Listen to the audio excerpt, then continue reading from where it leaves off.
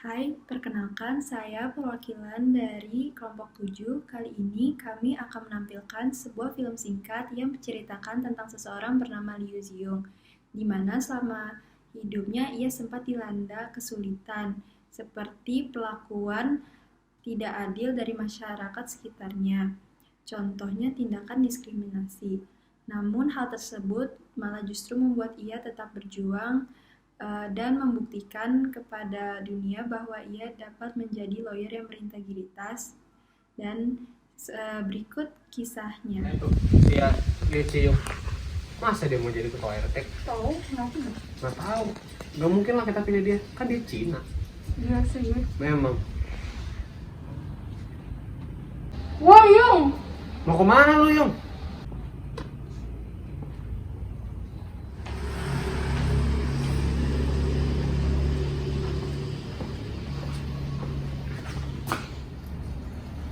Yung, Gue ini.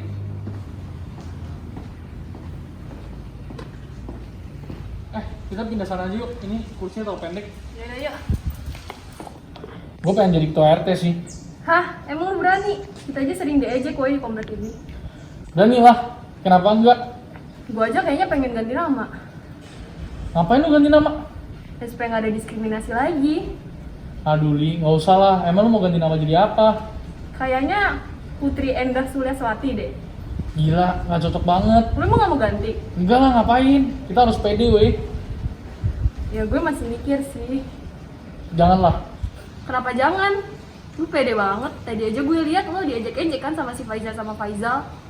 Ya iya sih. Cuman gue tetap bangga sama nama gue sendiri. Dan gue pede gue bisa jadi ketua RT. Dengan tanpa perlu gue harus ganti nama. Jadi kita milih siapa jadinya? Nggak tahu juga deh gue milih siapa. Calonnya ada berapa sih? Ada 3 kan? Gue nggak tahu sih mau pilih siapa. Cuman yang pasti ya, yang salah satu antara 2 lah. Yang penting Yung nggak jadi ketua RT aja. Gue juga pengennya gitu sih. Ya masa Yung mimpin komplek ini sih? Kan kayak dia aja juga gimana ya? Beda gitu loh sama kita. Mana dia ngerti kan? Pokoknya jangan milih dia sih. Gue kayaknya belum mau milih dia sih. Terus banget. Lagian gue bingung ngapain dia sok-sokan mau jadi ketua RT gitu kan. Udah tahu dia juga minoritas. Iya makanya. Yung, gimana tadi pemilihan RT lu? Bener kata lu Li, gue kalah. Lu kalah. Kan udahlah, orang-orang kayak kita pasrah aja gue mah. Tapi gue tetap yakin sih, suatu hari nanti gue bakal jadi orang sukses tanpa perlu ganti nama. Ya gue doain semoga bisa aja ya. Amin lah. Lihat tuh, Za, rumahnya si Yung. Iya. Tuh orang sok-sokan mau jadi ketua RT, bingung gua. Iya benar, bukti juga dia juga udah kalah.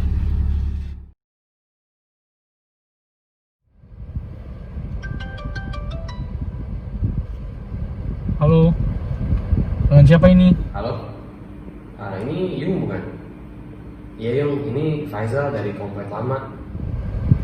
Oh, Faizal yang dulu di komplek ya? Apa kabar bro? Iya nih, gue lagi ada perkara hukum nih. Gue direkomend suruh datang ke lu, soalnya lu yang paling hebat lah nanganin perkara beginian katanya. Mungkin kalau ada waktu boleh nggak buat suatu waktu ke kantor lu? Oh, boleh. Datang aja ke kantor. Di dekat SCBD bro. Iya, cari aja LZY and Partners. Oke, makasih banyak ya Yung ya. Thank you. Iya, nggak apa-apa. Santai bro, datang aja. Gue tunggu ya.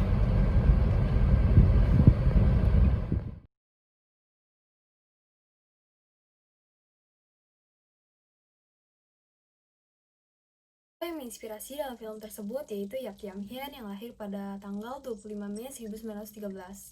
Pengalaman pendidikan masa kecilnya di sekolah Belanda membuatnya sadar ada diskriminasi rasial yang sangat kental. Di sekolahnya, dia selalu jadi bahan ejekan teman sekelas yang berbangsa Belanda karena dia berasal dari etnis Tionghoa. Namun, dia sangat rajin dalam membaca buku dan juga memahami pelajaran. Kemudian, ia pergi ke Belanda untuk kuliah dan mengambil jurusan hukum di Leiden. Setelah itu, beliau kembali ke tanah air dan bekerja sebagai advokat. Kami memilih Yap Tiam Hien karena beliau merupakan sosok yang sangat hebat dan sangat inspiratif. Beliau membela hak semua golongan tanpa membedakan agama, suku, dan juga ras. Beliau juga punya tekad untuk menegakkan hukum saat tegak-tegaknya. Ia selalu membela orang bukan untuk menang, namun untuk membela kemanusiaan. serta beliau juga memberikan pelayanan hukum gratis bagi orang-orang miskin. Karena hal itulah kami memilih Yap Tiam Hien sebagai sosok inspirasi dalam kelompok kami.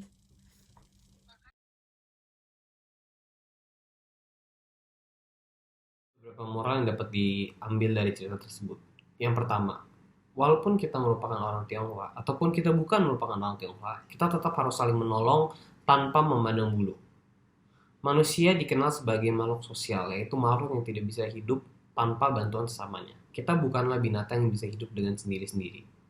Film di atas merupakan suatu contoh yang konkret di mana kita tidak pernah tahu kapan kita membutuhkan pertolongan orang-orang lain. Hukum apabila ditegakkan dengan sebaik-baiknya dan sehormat-hormatnya dapat membawa kehidupan yang lebih baik, dan hukum juga memberikan arahan bagi warga negara untuk dapat hidup tanpa membedakan suku dan ras, seperti halnya di Indonesia.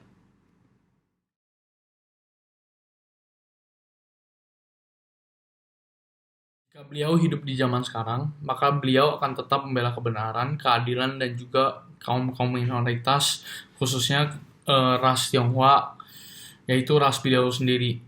Walaupun rasisme sudah tidak separah dulu, tetapi sampai sekarang masih ada rasisme yang terjadi kepada kaum-kaum tertentu, seperti ada orang-orang yang merasa terhina, diejek, atau didiskriminasi. Seperti adanya contoh kasus di sebuah sekolah SMA di mana ada seorang mahasiswa yang tidak bisa menjadi ketua OSIS karena beliau adalah seorang minoritas. Maka itu adalah hal-hal yang harus diperhatikan oleh beliau jika beliau hidup di zaman sekarang.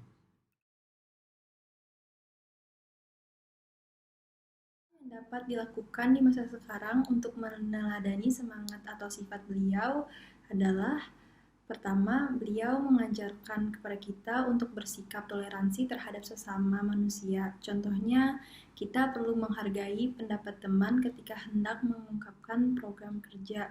Kemudian beliau menunjukkan juga sikap berani ketika hendak mengeluarkan pendapat, tetapi disertai juga dengan kebenaran. Ditambah pula, beliau dalam menegakkan keadilan bersikap jujur, layaknya kita sebagai mahasiswa untuk tetap jujur ketika mengerjakan tugas kuliah. Selain itu, kita harus bekerja keras atau rajin belajar layaknya yang dicontohkan beliau semasa hidupnya, seperti bersungguh-sungguh dalam mengenyam pendidikannya. Terima kasih.